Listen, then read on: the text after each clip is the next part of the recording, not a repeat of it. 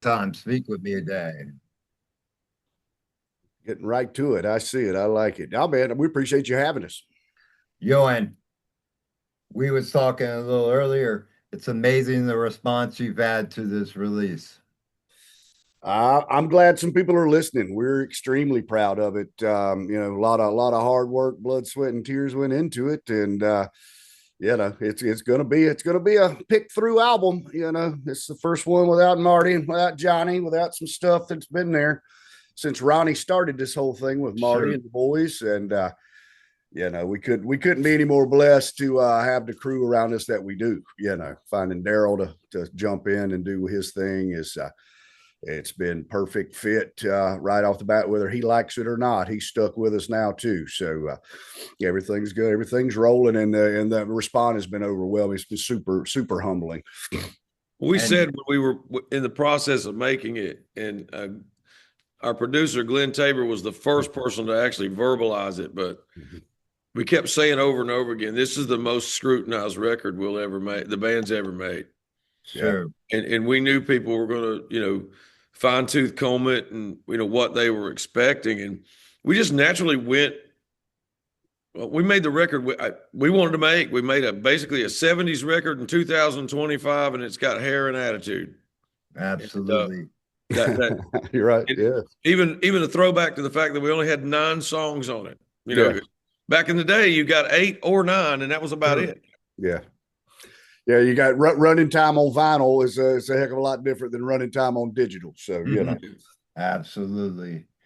And I wanted to ask you, as far as the process was to making this album, how hard was it to put this together?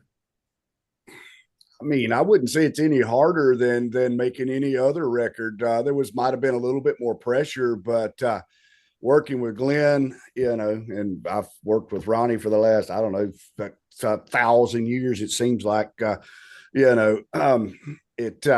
We were nervous. Yeah, man, we were nervous. I'm not gonna lie. There, no use to lie about that. Sure.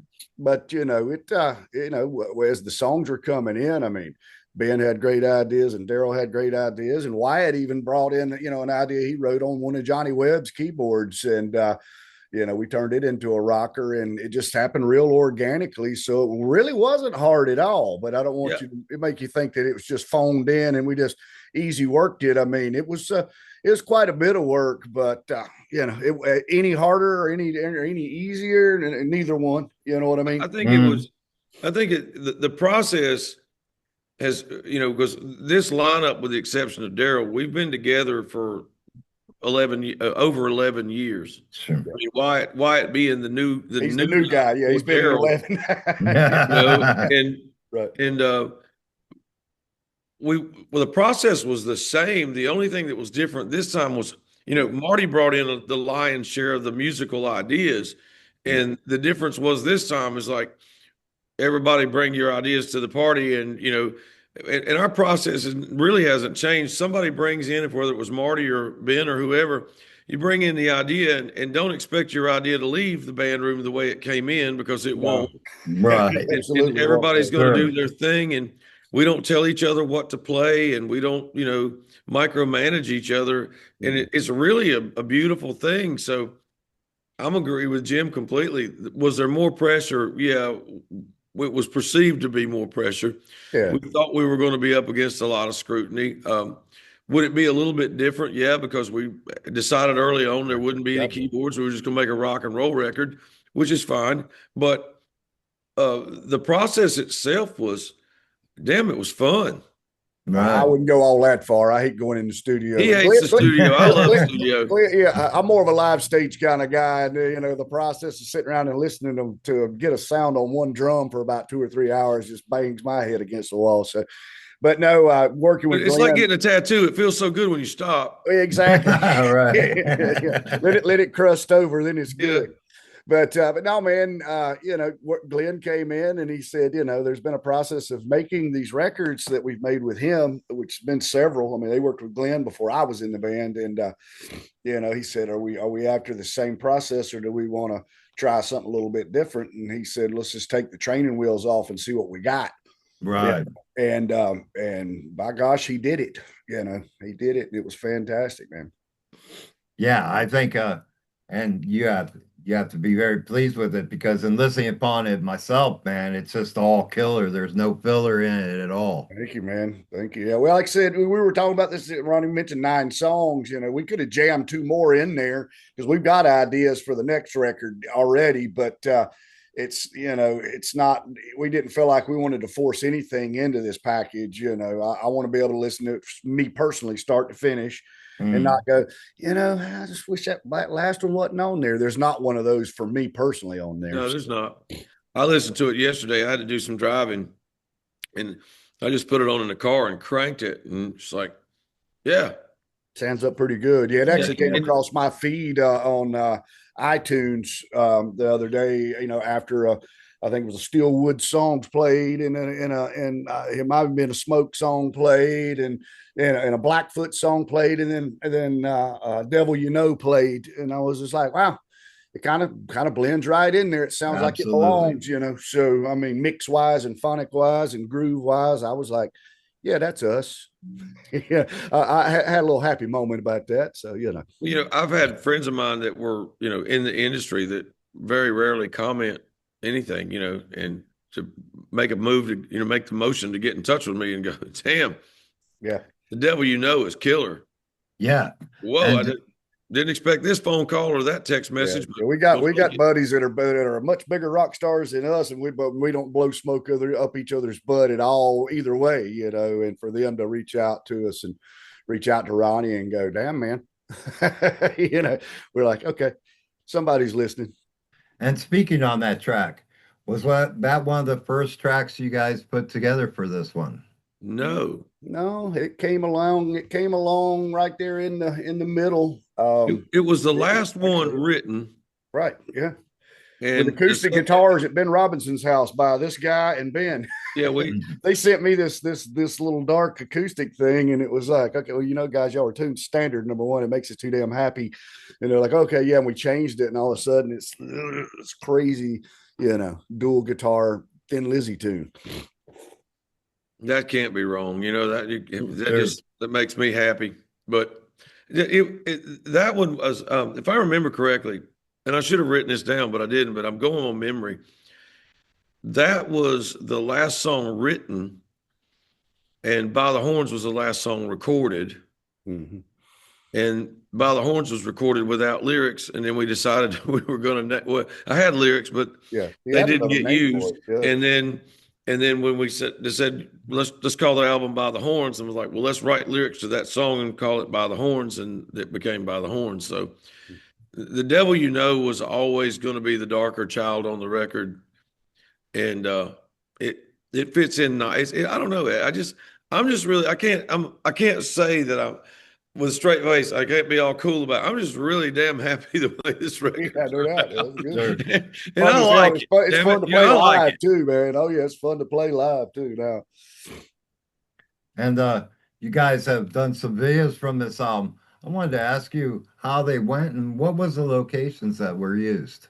Yeah, a number of different locations. Um, Yeah, a junkyard was one. okay, if you really want to know, so that Yeah, fans can go exactly. pay homage to my buddy Yeah, Scott, who runs C&D, who owns C&D Salvage. We recorded writing on the wall. writing on Yeah. the wall in C&D Salvage junkyard in a garage in their Yeah. Old junkyard. pole barn. Yeah, yeah. Yeah, It's pole funny. barn, and we recorded it. Think by now was AI, so Yeah, we really that wasn't a location, but the devil you know, oddly enough, was recorded in our rehearsal space. Wow.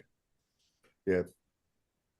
Yeah, we've shot a couple of videos from earlier records there, but we went in and just totally set up a different way, and of course with the lighting and the in the black and white aspect of it.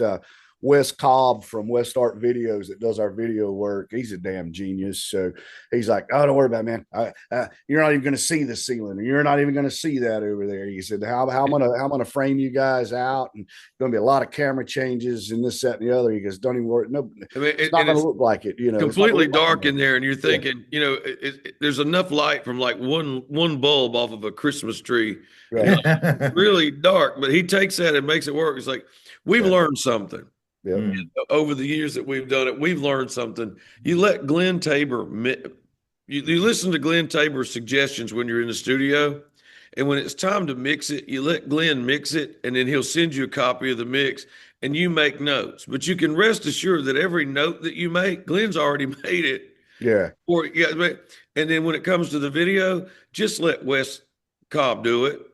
Just trust. Just let Wes I get the right Wes Hart people do that it. dig where you're coming from, and are on the same train you are, and let them roll, man. You know, you sitting there. I'm not a damn video producer. Ronnie ain't a video Right. producer. You know, we just we get these guys and throw them a couple of ideas, and then they take our ideas and make them so much better than they would have had we been left to our own devices. This was this whole process to me, and was an exercise in find people who know what they're doing and let them do it. And stay the hell out of their way. And Yeah. even with the album art, Oh, yeah. Mark Allison, dude from Edinburgh, he's a badass in his own right, and he's worked with some heavy hitters over there. And we were like, send us your ideas. And we were like, well, that one's cool. Oh, that one's even cooler. Well, this one's cooler. We're going to use this one. And that's how the album got named. Yeah. He was trying to make the Preacher Stone logo come to life, and he did. Yeah, it was Absolutely. great. And we talked a little bit about the road. Are there plans for a full tour? Oh yeah. Yeah, we're working on dates. Like I said, they don't become my whole mantra is until I get a signed piece of paper and a deposit, they're not real, you know, but we're waiting on some offers because you know, the logistics of trying to move this caravan of fools across, you know, and make things line up. It takes a lot of work from a lot of people, you know. Luckily our first run over the UK at the end of January has been set up, and it works out. It's a little easier to tour over there because every town you go to over there has got a venue, and they love American music. They love authenticity of, doesn't matter if it's blues, country, rock and roll, whatever. If it's real, they're coming to see it, you know. And they'll come on a Monday night too. Oh yeah. They got Monday Right. night, Tuesday night, Wednesday night. Everybody's got a Friday and Saturday. You know, what we need is Tuesday night gigs and Wednesday night gigs. You know, you hanging out in a hotel room, bleeding money on a Wednesday. That really doesn't put diesel in the Sprinter. Sure. And I wanted to ask you, how did this band become a reality? How did it all start? That's on this kid. Okay. Honestly, I had retired from music. I had a young daughter, and I was coaching high school football in Tennessee at a very prominent high school football program. And I had just said, I've been there, done that. I've been to the boardroom. I've had record deals. I've toured. I've done all. It's time for me just to chill out. And that lasted for about a year. And I got a call from Marty Hill and Mark Hill, brothers, and they said, well, we're going to put together a Southern rock band. Would you like to be a part of it? And I mentioned it to my wife, and she was all about it because she thinks I'm difficult to live with when I don't have a creative outlet. And I have no idea what she's talking about because I'm an angel.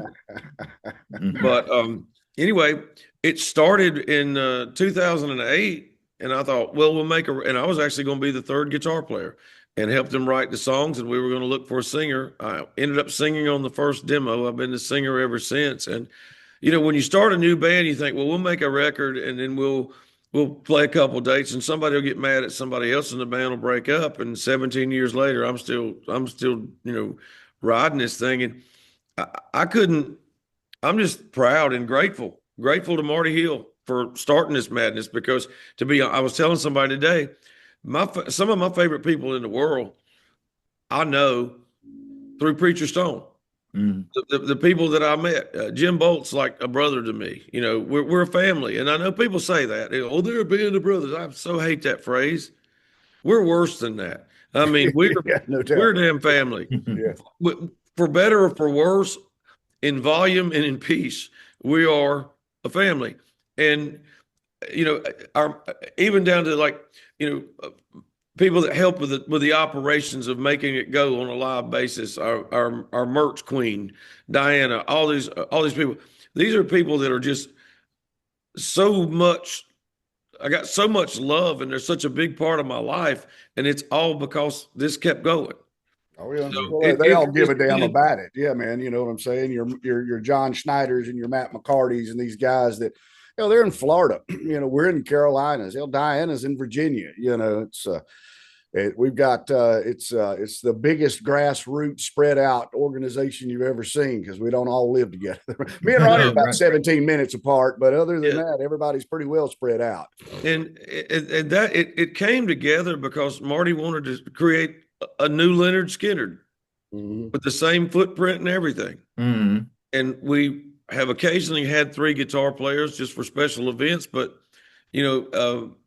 with the passing of Johnny and Marty, we kind of leaned heavily into the 2 guitar because Preacher Stone's always been a guitar band. Sure. There were keys and it added an element, and it was great, and there may be keys ever again, but it's always been a guitar band, and it's just continued to go because we love what we're doing, and there are people that love what we're doing. And you find out that music is really about making connections with people one at a time. I mean, it would be nice to have Taylor Swift numbers, but I don't think that I would want that, to be honest with you. We've been very fortunate, and I'll say this, it's more than you asked for, but we've been able to make the music that we want to make. Sure.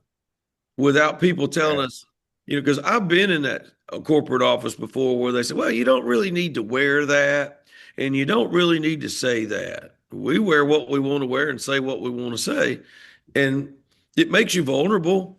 But the people who connect with you really connect with you, and the people who because it's real, no hard feelings. Yeah. If you don't like it, that's fine too. Like Ronnie always says, it either rocks or it doesn't, and you get to decide whether it does or it doesn't. Some folks think we rock. Some folks don't think we rock. So that's fine. Sure. As long as it's real, Absolutely. and that's the reason for what I do is when I first started out this, a lot of my motivation was seeing guys that were interviewing bands just for namesake and not because of material that was being released. And I thought, man, I'm like, being a fan for as long as I have, I'm just going to turn 60 tomorrow. And there you go. Well, happy birthday, brother. Thank you. And, happy birthday. I was like, man, these guys aren't covering bands that really do need the exposure. There's so many bands out there that aren't getting the exposure they need. Maybe it's because, the thing with the record labels and that is they half the time they don't know who they're promoting anyway. They could say, well, I'm gonna throw your name on the side of a bus and that's how I'm gonna promote you or whatever, but they really don't relate to who you are. It's all about what they can do and trying to change to what they want to put out. Oh yeah, it's all about them making money. Sure. They'll take your material or whatever and milk it for everything they can milk it, and all that advertisement that they're doing is coming out of your pocket. So, sure, absolutely. Indentured servitude. Indentured servitude comes to mind. Yeah, 360 deals can suck it. Sorry, it's just yes. Yeah, we've all been down that road before, and we Preacher Stone wasn't going down it. Sure. If we've got a booking agent that's interested in setting up some stuff, we've got buddies that tour, Kentucky. Kentucky Headhunters are our buddy. We'd love to tour with them. But I'm thinking Georgia Thunderbolts and bands like Otis and all these other bands that we play around with that we pass on I 95, and these are all we're all doing this stuff ourselves, so. Yeah, I think there's a lot of satisfaction in that because at the end of the day, you got to look yourself in the mirror and be happy with what you see. Oh yeah. If you stop and it's real easy to get caught up in what needs to happen or what you'd like to happen. But if you can just if I can calm myself down every once in a while and go, wow, look at all that's happening. Oh yeah. Just take a moment to be grateful for what's going on, because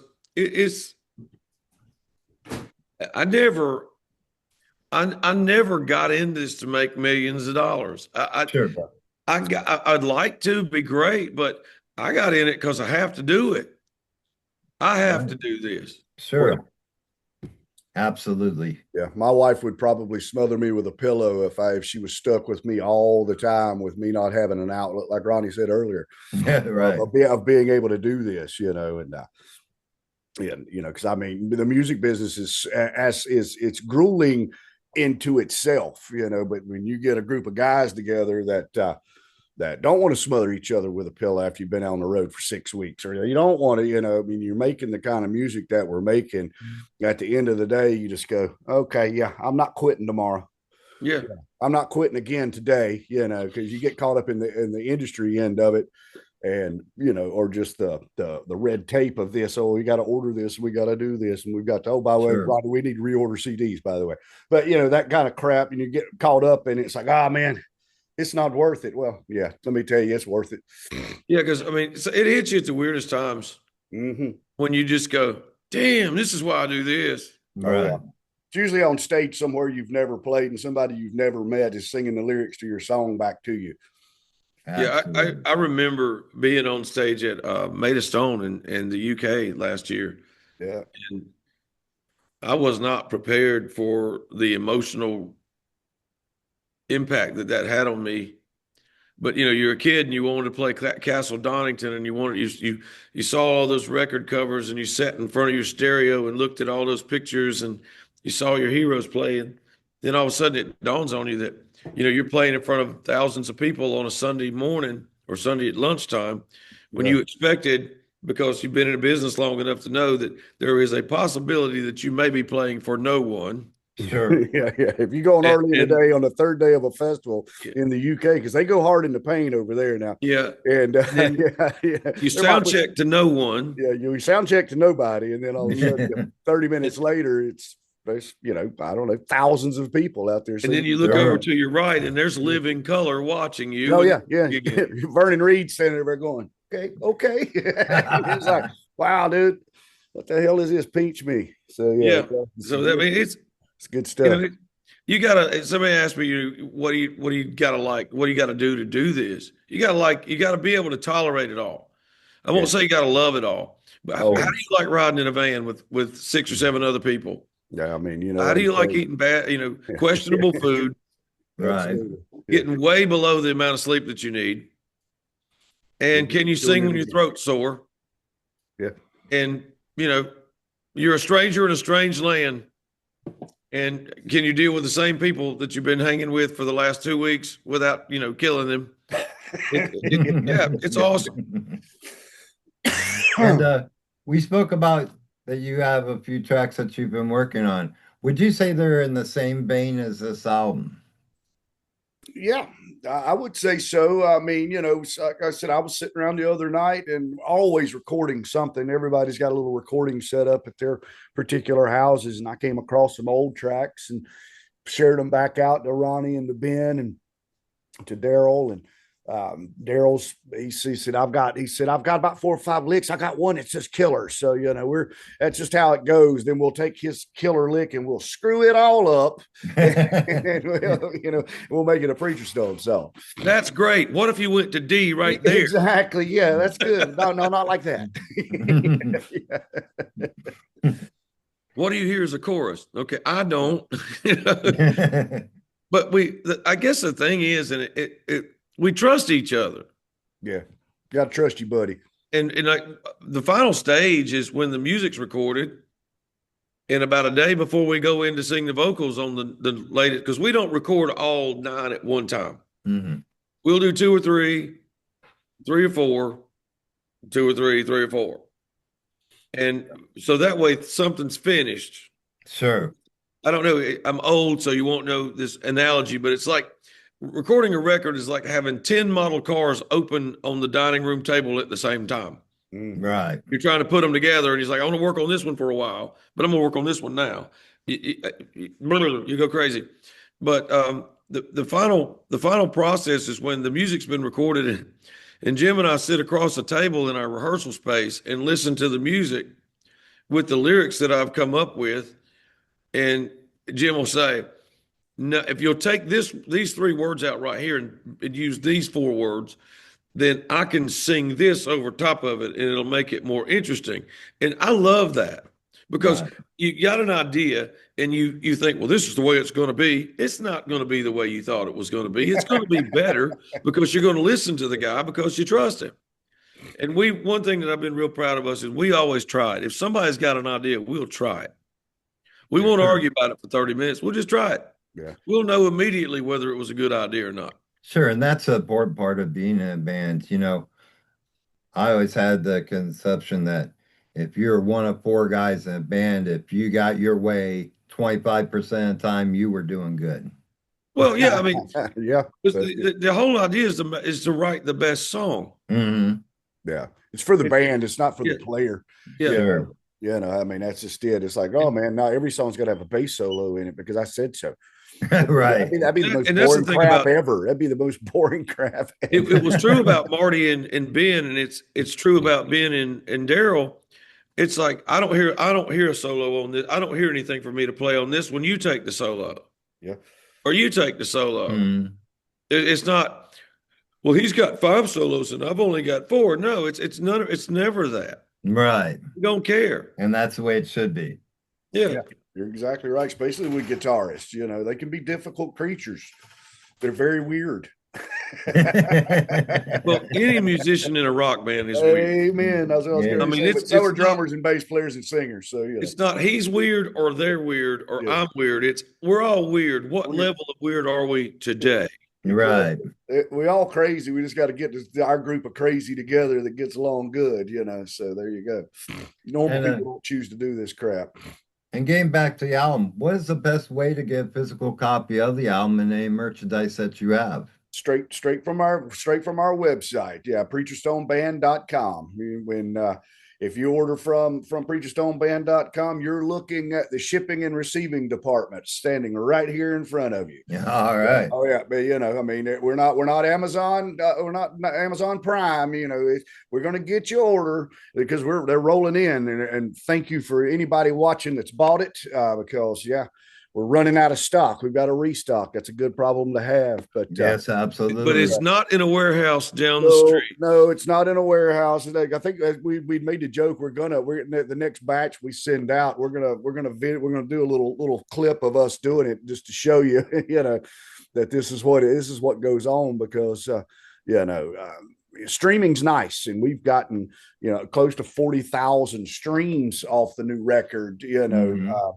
But going on and buying that single for 99 cents puts gas in our tank, Absolutely. and plus then you've got it. You can do it whatever the hell you want to, And we talked about going abroad. Is there plans to hit the States? Yes. Yeah, we've already got a couple of dates up in the Northeast. We'll be back at Brian's Backyard Barbecue up in New York in June. We've got a show before down as local as we play in Gastonia, North Carolina, a couple of weeks before we leave to go over to the UK. But we're going to be headed back to Florida. We need to come, but we need to get back to Ohio. We Yes. used to play up there quite a bit. What was it? Was it Kent, Ohio? Yeah. Yes. We played. Yeah. It was Clark, Pennsylvania. and Clark, Kent. Pennsylvania, and Kent, Ohio. We'd always Call it the have our Superman run. We play one and then we play the other, or vice versa. Yeah. But no, man, we got some great friends up in Ohio. It's like I said there again, the logistics of touring it's daunting. Sure. You got to be able to, plan it out and get there, because you can't just, we do one-off shows. They're very expensive for the buyer, but, Mhm. but we go, we'll go and we'll play anywhere they let us plug up and drink beer. I mean, that's the plain and simple fact of it, but we need runs of dates together to make some of it just, physically. Yeah, because we do doable. it's really kind of like what the country music tours you were when I lived in Nashville. You leave on Thursday, you come back on Sunday or Monday, Right. because not really a whole lot happening on Monday, Tuesday, and Wednesday. Thursday, and then Friday, Saturday, obviously, and maybe a Sunday. But wherever, we always said we were like Jesus. Wherever 2 or more are gathered, we'll be there, and we're not shy. So No. if there's a place that somebody out there wants us to play, hit us up and let us know. Because When you're emailing the band's website, you're emailing. We are the shipping, receiving. We're the front office. We are Helen. We blame everything on a fictitious woman named Helen. Helen Waite. Yeah, it's like, her last name is Waite. Yeah, Helen Waite. But because you see, you've got a problem, then just go to Helen Waite. But yeah, but it's we're grassroots as it gets, but too damn stubborn to quit. And we appreciate fellas like you for taking your time out to spread the stone. Because it's definitely it takes a village, man. And lastly, I wanted to ask you, my friends, if you could give a message to your fans, what would that message be? Thank you. Yeah, eternal gratitude. I Yeah, mean, thank you.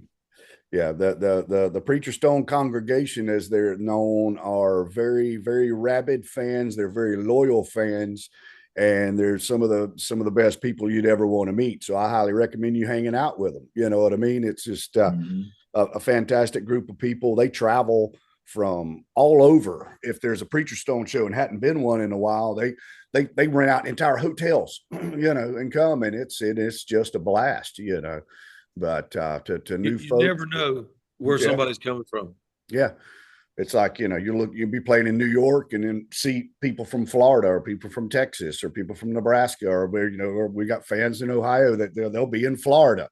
It's just, it's great. We can't be any more proud of our people or proud of our product. And it's just all coming together, man.